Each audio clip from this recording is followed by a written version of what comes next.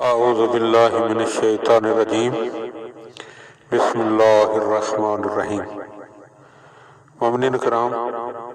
حضرت امام زمانہ علیہ السلام کے حوالے سے سوالات و جوابات کا سلسلہ بحر الانوار سے جاری، اور اب اسی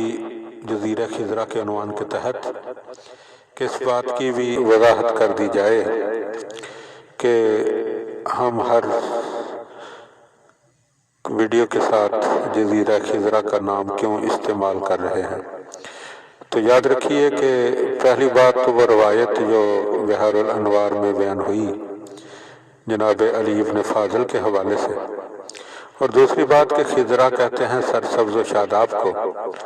تو جہاں بھی ان انوار مقدسہ کا تذکرہ ہوتا ہے وہ جگہ ان کی برکت سے سرسبز و شاداب ہو جایا کرتی ہے۔ اگر وہاں جہالت کی ویرانی ہو تو وہاں علم آ جاتا ہے، اگر بیماری ہو تو شفا مل جاتی ہے، اور اگر کمزوری ہو تو طاقت و قوت عطا ہو جاتی ہے۔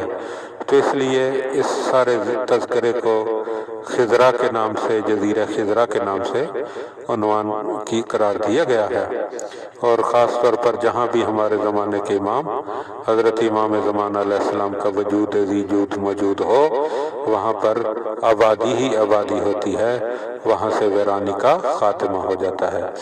تو اب ہم اس سے پہلے امام علیہ السلام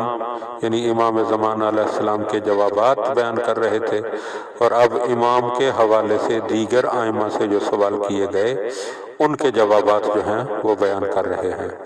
تو ان میں سے پہلا سوال، محمد بن مسلم کہتے ہیں کہ میں نے زید بن علی یعنی امام زین العابدین علیہ السلام کے بیٹے جناب زید کے پاس جا کر پوچھا، بعض لوگ سمجھتے ہیں کہ آپ امام ہیں، تو جناب زید علیہ السلام نے کہا میں امام نہیں، لیکن میرا تعلق عطرت اہل بیت سے ہے۔ محمد بن مسلم نے پوچھا آپ کے بعد کتنے امام آئیں گے؟ تو جناب زید نے فرمایا کہ میرے بعد 7 امام ہیں، اور انہی میں سے حضرت امام مہدی علیہ السلام ہوں گے۔ محمد بن مسلم کہتے ہیں اس کے بعد میں امام محمد باقر علیہ السلام کی خدمت میں حاضر ہوا اور ان کی خدمت میں یہ واقعہ بیان کیا، تو امام باقر علیہ السلام نے فرمایا میرے بھائی زید نے صحیح کہا ہے، یہ بات درست ہے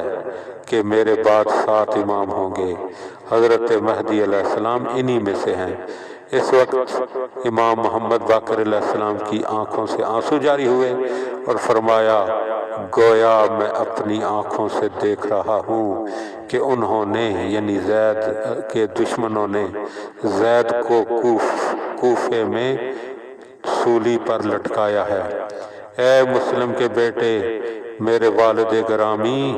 حضرت امام سجاد علیہ السلام نے میرے دادا میرے امام حسین علیہ السلام سے روایت کی ہے کہ رسول اللہ نے میرے کندھے پر ہاتھ رکھ کر فرمایا کہ میرے بیٹے حسین تیری نسل سے زید نامی فرزند ہوگا جسے مظلومانہ شہادت نصیب ہوگی قیامت کے دن، اور وہ اور اس کے ساتھی بہشت بری میں داخل ہوں گے۔ اللہم صلی علی محمد و آل محمد وعجل فرج آل محمد۔